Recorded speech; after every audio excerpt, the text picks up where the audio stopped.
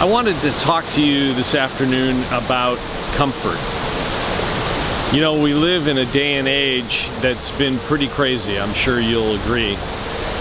And I'm sure that there have been moments when you have really yearned to be comforted or to hear comforting words shared with you.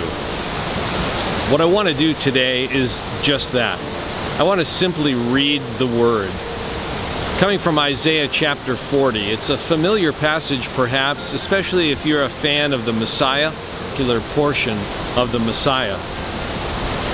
What I want to do is simply share those words with you in this environment that is a little bit lacking perhaps in comfort. In fact, it might even be going the opposite direction, where instead of comforting, we find ourselves stirred up.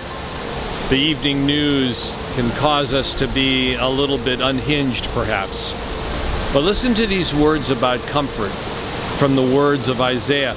What makes it even more comforting is to know that Isaiah was speaking these words to the nation of Israel before their captivity. They were going to be led away and held captive for 70 years by Babylon.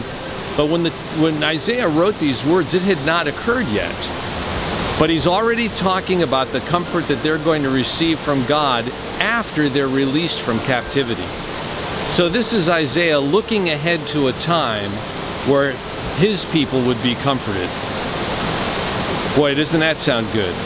That we could look ahead to a time where comfort is all around us. Listen to these words from God's word. Comfort. Comfort my people, says your God. Speak tenderly to Jerusalem and cry to her that her warfare is ended. The wilderness, prepare the way of the Lord. Make straight in the desert a highway for our God. Every valley shall be lifted up, and every mountain and hill be made low. The Lord has spoken.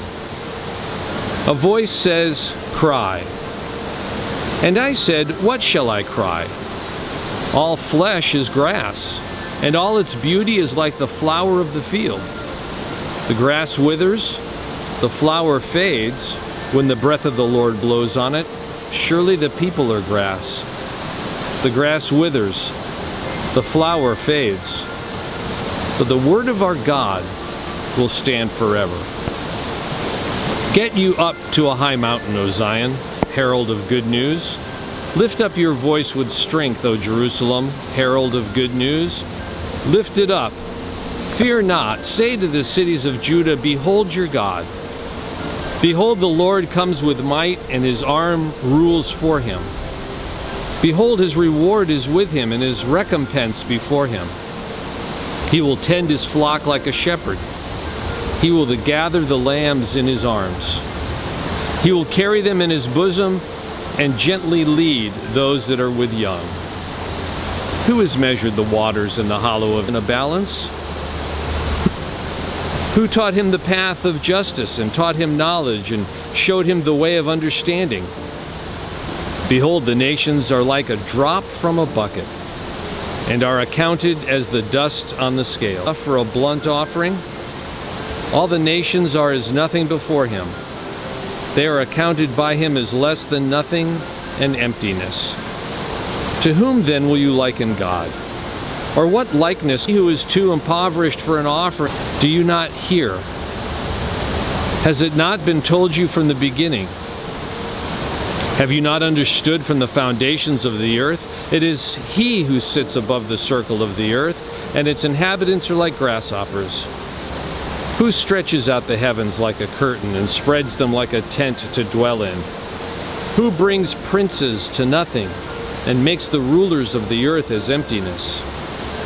Scarcely are they planted, scarcely sown, scarcely has their stem taken root in the earth when he blows on them, and they wither, and the tempest carries them off like stubble. To whom then will you compare me, that I should be like him, says the Holy One?